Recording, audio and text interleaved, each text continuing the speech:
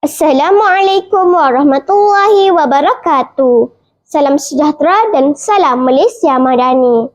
Selamat datang kepada para guru dan murid yang sedang mengikuti siaran khas i3 TV TVPSS SD Sultan Ismail III. Tulisan yang indah mencerminkan pemikiran yang teratur, manakala ilmu yang ditulis akan terus hidup sepanjang zaman. Pada hari ini, kita bersama-sama menjayakan program Bengkel Sentuhan Aksara 2026.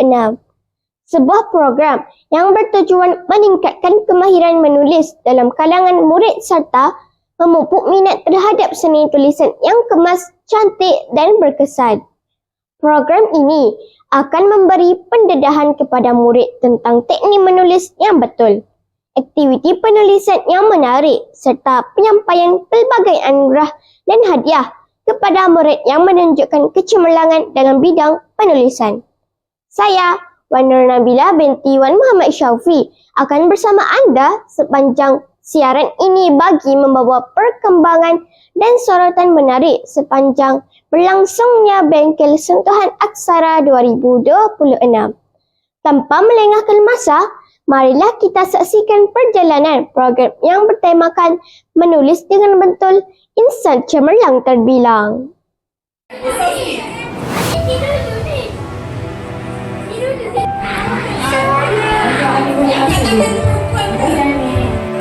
yang lebih dekat belakang.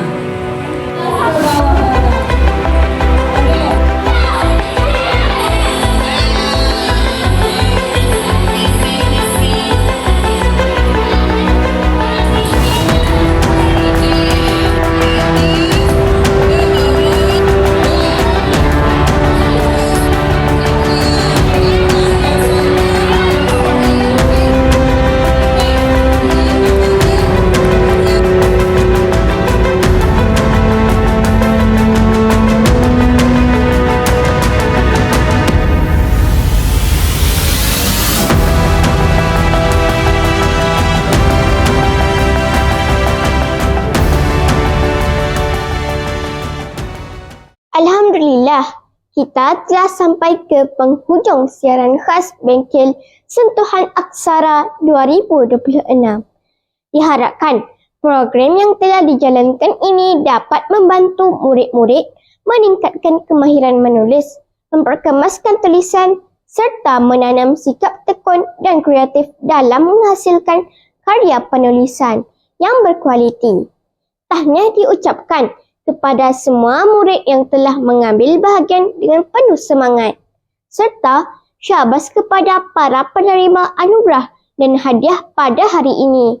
Setinggi-tinggi penghargaan dan kasih juga diucapkan kepada pihak pentadbir sekolah, guru-guru serta semua murid yang terlibat dalam menjayakan program ini. Semoga usaha murni ini dapat melahirkan generasi yang bukan sahaja cemerlang dalam akademik, malah mampu menyampaikan idea dan ilmu melalui penulisan yang baik dan berkesan. Saya, Wan Nur Nabila binti Wan Muhammad Syaufi, mewakili warga i3 TV TVPSS SKSI 3, mengucapkan terima kasih kerana bersama kami sehingga bertemu lagi dalam siaran akan datang. Sekian, wabillahi taufiq wal hidayah. Wassalamualaikum warahmatullahi wabarakatuh.